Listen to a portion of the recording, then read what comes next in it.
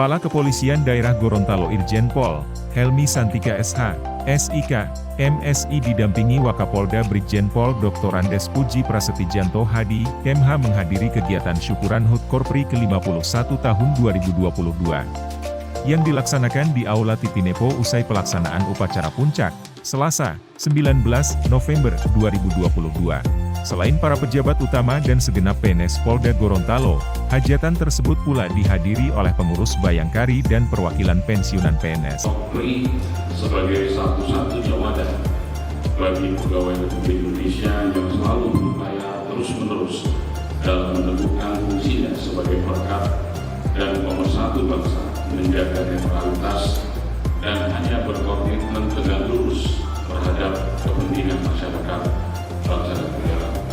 Keberadaan Korpri di lingkungan Polri memiliki peran yang sangat penting bagi terselenggaranya tugas pokok Polri dalam memelihara Kamtibmas, menegakkan hukum, melindungi, dan melayani masyarakat. Kesempatan ini saya berharap kepada seluruh PNS Polda Gorontalo kiranya dapat memanfaatkan setiap kesempatan yang ada untuk meningkatkan pengetahuan dan keterampilan serta kompetensi agar dapat bermanfaat bagi peningkatan karir rekan-rekan ke depan.